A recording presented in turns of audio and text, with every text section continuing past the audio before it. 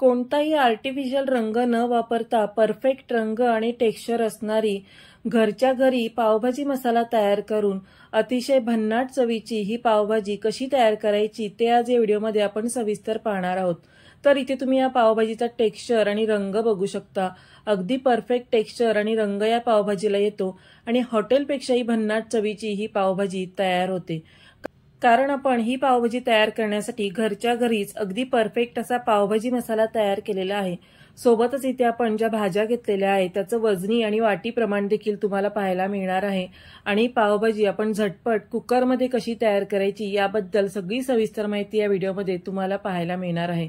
तरी पावभाजी आपण 10 ते 12 जणांसाठी तयार करणार आहोत। 1 किलो भाजीच्या प्रमाणात आपण ही पावभाजी तयार केलेली आहे आणि त्यासाठी लागणारे काय काय जिन्नस आहेत हे तुम्हाला डिस्क्रिप्शनमध्ये अगदी सविस्तर पाहायला मिळतील। तर अगदी अशीच पावभाजी तयार करण्यासाठी कोणती स्टेप मिस न करता रेसिपी शेवटपर्यंत पहा आणि अजूनही तुम्ही चॅनलला सबस्क्राइब केलं नसेल तर अशाच नवीन नवीन रेसिपींच्या नोटिफिकेशनसाठी बेल आयकॉनवर क्लिक करून वैशाली मेजवानीला सबस्क्राइब करा।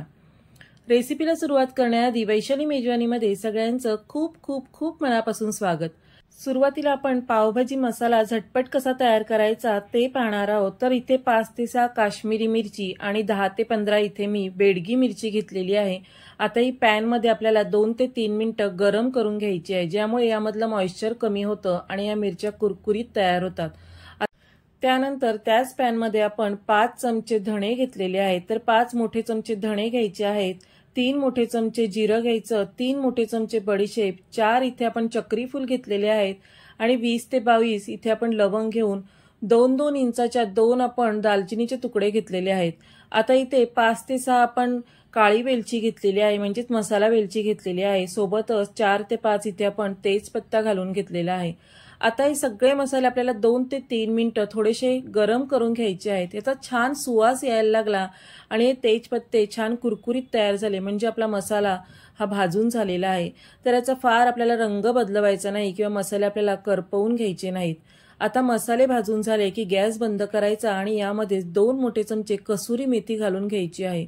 आता ही कसुरी मेथी या मसाल्यांच्या गरमीमुळे व्यवस्थित भाजली जाते आणि आपल्याला गॅस चालू ठेवून ही भाजून घ्यायची गरज लागत नाही। त्यामुळे आता इथे आपण सगळे मसाले भाजून घेतलेले आहेत।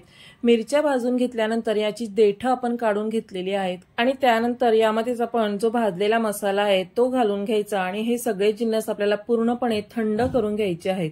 हे सगळे जिन्नस थंड झाले की आपण मिक्सरच्या भांड्यात घालून घेऊया आणि यामध्येच आपण आता बाकीचे मसाले घालून घ्यायचे आहेत। इथे मसाले सगळे छान असे थंड करून घेतले की ते अगदी व्यवस्थित वाटले जातात। त्यामुळे मसाले पूर्णपणे थंड झाले की मग मिक्सरच्या भांड्यात घालून यामध्ये 1 छोटा चमचा हळद, 1 छोटा चमचा हिंग, सोबतच यामध्ये 1 छोटा चमचा आपण सुंठ पावडर घालून घेतलेली आहे। आता 1 मोठा चमचा यामध्ये आमचूर पावडर घालून घ्यायची आणि सोबतच 1 मोठा चमचा मीठ आपल्याला यामध्ये घालून घ्यायचं आहे। आता हे सगळे जिन्नस घालून झाल्यानंतर आपल्याला मिक्सरमधून याची अगदी बारीक पावडर तयार करून घ्यायची आहे। तर सुरुवातीला आपण जे मसाले मोजून घेतले होते ते या टेबल स्पूनने आपण मोजून घेतलेले आहे। तर हा टेबल स्पून म्हणजे 1 मोठा चमचा आणि टीस्पून म्हणजे 1 छोटा चमचा, या पद्धतीने आपण हे सगळे मसाले मोजून घेतलेले आहेत। आता मसाला मी अगदी बारीक असा मिक्सरमधून वाटून घेतलेला आहे, तुम्ही इथे बघू शकता। तर हा आपला पावभाजीसाठी घरगुती मसाला तयार झालेला आहे। इथे तुम्हाला मी मार्केटमध्ये जो मसाला भेटतो म्हणजे जो पावभाजी मसाला भेटतो त्याचा इथे टेक्स्चर दाखवलेला आहे आणि जो आपण घरात तयार केलेला आहे त्याचं तुम्ही टेक्स्चर बघू शकता। तर दोन्ही मसाल्यांमध्ये अजिबात रंगामध्ये वगैरे फरक दिसत नाही आणि टेक्स्चर पण तुम्ही बघू शकता। पण आपला जो घरगुती मसाला आहे त्याचा फ्लेवर खूप छान येतो आणि यापासून तयार केलेली पावभाजी अतिशय भन्नाट तयार होते। तर आज आपण घरच्या घरी हा पावभाजी मसाला तयार केलेला आहे आणि याचं टेक्स्चर तुम्ही जवळूनही बघू शकता। अशा प्रकारे आपला पावभाजी मसाला तयार झाल्यानंतर आपण झटपट आता कुकरमध्ये पावभाजी कशी तयार करायची ते देखील पाहणार आहोत। आता पावभाजी तयार करण्यासाठी इथे मी 200 ग्रॅम म्हणजे 3 शिमला मिरची मोठ्या तुकड्यांमध्ये कट करून घेतलेली आहेत। इथे आता 1 वाटी फरसबी म्हणजे 125 ग्रॅम इतकी फरसबी मोठ्या तुकड्यांमध्ये कट करून घ्यायची आहे। त्यानंतर 200 ग्रॅम फ्लॉवर म्हणजे 2 वाटी फ्लॉवर, सोबतच इथे 125 ग्रॅम इतकी मटार म्हणजे 1 वाटी मटार घेतलेली आहे आणि 1 बीट देखील आपण मोठ्या तुकड्यांमध्ये कट करून घेतलेला आहे। तर 100 ग्रॅम इतकं बीट घेतलेलं आहे आणि 3 अख्खेच टोमॅटो आपण यामध्ये वापरलेले आहेत जे 200 ग्रॅम इतके आहेत। त्यानंतर आपण इथे 300 ग्रॅम इतके म्हणजे 2 ते 3 बटाटे या प्रकारे मोठ्या तुकड्यांमध्ये कट करून घेतलेले आहेत। आपण ज्या इथे भाज्या घेतलेल्या आहेत आणि जो मसाला बनवला आहे त्याबद्दलचा सगळा सविस्तर वजनी आणि वाटी प्रमाण तुम्हाला डिस्क्रिप्शनमध्ये देखील पाहायला मिळेल। अशा प्रकारे आता भाज्या स्वच्छ धुवून आणि चिरून घेतल्यानंतर आपल्याला ते शिजवून घ्यायचे आहेत। तर आपल्याला ही झटपट पावभाजी तयार करायची आहे, त्यामुळे इथे आपण कुकरचा वापर करणार आहोत। तर कुकरमध्ये आता सुरुवातीला ह्या सगळ्या भाज्या आपण घालून घ्यायच्या। आता या भाज्या कुकरमध्ये घालत असताना एक एक भाजी या पद्धतीने घालून घ्यायची आहे आणि अगदी वरच्या साईडला आपल्याला टोमॅटो ठेवायचे आहेत आणि सोबतच यामध्ये 3 ते 4 काश्मीरी मिरची घालून घ्यायची आहेत। आता इथे टोमॅटो आणि बीट आपण वरच्या साईडला ठेवलेलं आहे, कारण आपल्याला ते नंतर काढून घ्यायचे आहेत। त्यामुळे इथे आता आपण हे सगळे जिन्नस घालून झाल्यानंतर शेवटला 3 ते 4 काश्मीरी मिरची या स्वच्छ धुवून यावर घालून घ्यायच्या, जेणेकरून या भाज्यांसोबत अगदी नरम तयार होतात। आता इथे आपण बीट रंगासाठी घातलेला आहे आणि मिरची देखील रंगासाठी घातलेली आहे, पण आता ही भाजी आपण कशा प्रकारे शिजवून घ्यायची आहे ते देखील पुढे पाहणार आहोत, ज्यामुळे या भाजीला रंग अतिशय सुरेख येतो। आता ह्या सगळ्या भाज्या घालून झाल्यानंतर 2 कप इतकं पाणी मी या कुकरमध्ये घालून घेतलेलं आहे आणि कुकरच्या आपल्याला 2 शिट्ट्या करून घ्यायच्या आहेत। मध्यम आचेवर कुकरच्या 2 शिट्ट्या करून झाल्यानंतर कुकर थोडा थंड झाला की कुकर उघडायचा आणि यामधील मिरची, टोमॅटो आणि बीट आपल्याला काढून घ्यायचं आहे।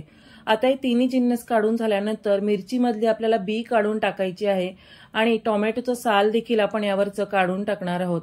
अशा प्रकारे आता टोमॅटो, बीट आणि मिरची आपण वेगळं करून घेतल्यानंतर कुकरमधलं पाणी आपण अशा प्रकारे काढून घ्यायचं आहे आणि त्यानंतर ही भाजी आपल्याला मॅश करून घ्यायची आहे।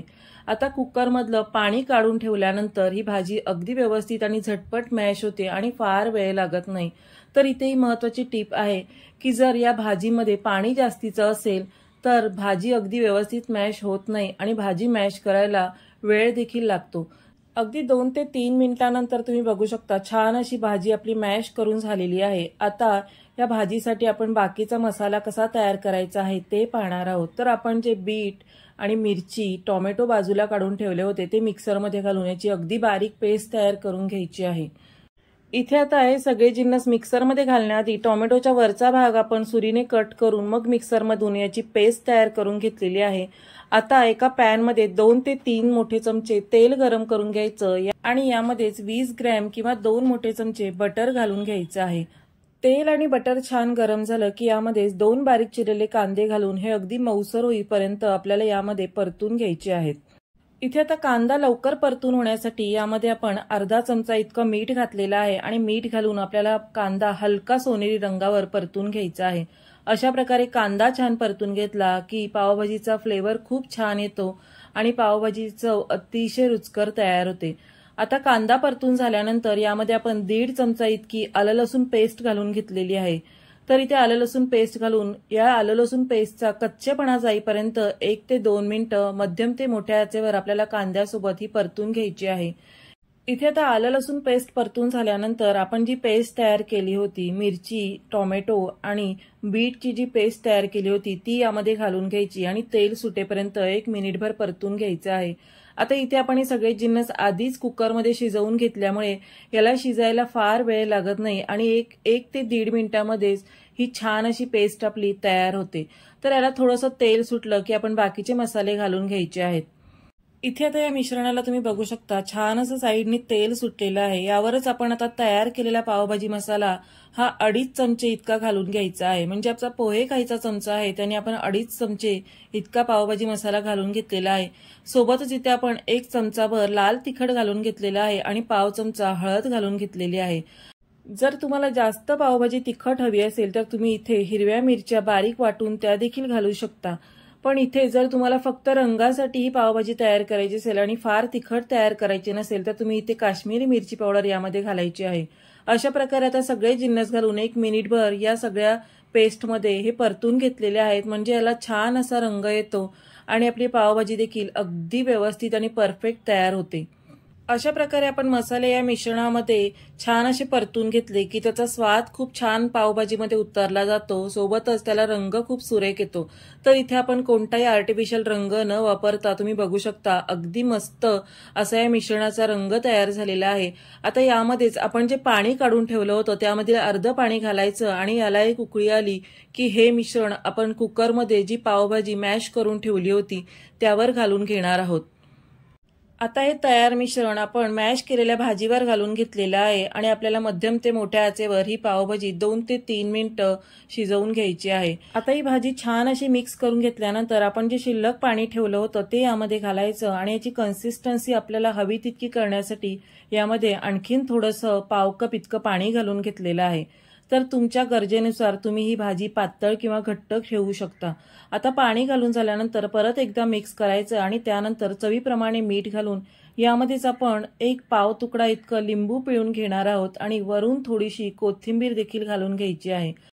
अशा प्रकारे आता इथे आपले सगळे जिन्नस घालून झालेले आहेत आणि पावभाजी देखील आपली झटपट कुकरमध्ये तयार झालेली आहे। तर इथे तुम्ही पाहिलं असेल कोणताही आर्टिफिशियल रंग न वापरता आपल्या घरच्याच साहित्यामध्ये आपण ही पावभाजी अगदी परफेक्ट अशी तयार केलेली आहे।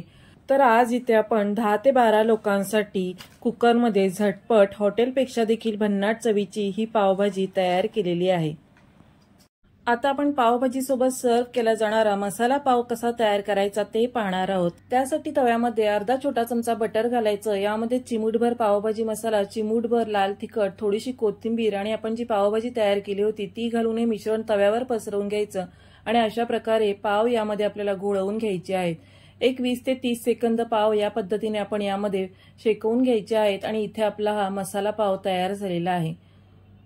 इथे मसाला पाव तयार करत असताना तुम्ही बटर तुमच्या आवडीप्रमाणे कमी जास्त घालू शकता आणि अशा प्रकारे हे पाव यामध्ये घोळवून घेऊ शकता। आता इथे मसाला पाव तयार झाल्यानंतर आपण पावभाजी सर्व करून घेणार आहोत। त्यासाठी डिशमध्ये आपण बारीक चिरलेला कांदा, एक लिंबाची फोड आणि सोबतच हे मसाला पाव ठेवून घेतलेले आहेत। आता आपण तयार केलेली पावभाजी यामध्ये सर्व करून घेणार आहोत। यावरच थोडीशी चिरलेली कोथिंबीर घालायची आणि अगदी शेवटला यावर 1 चमचावर आपण बटर घालून घेतलेलं आहे। सोबतच इथे 2 कांद्याचे स्लाइस मी घालून घेतलेले आहेत आणि इथे आपली कोणताही आर्टिफिशियल रंग न वापरता परफेक्ट टेक्स्चर आणि परफेक्ट रंग असलेली ही चमचमीत पावभाजी तयार झालेली आहे। तर आजचा व्हिडिओ तुम्हाला कसा वाटला मला कमेंट करून नक्की कळवा।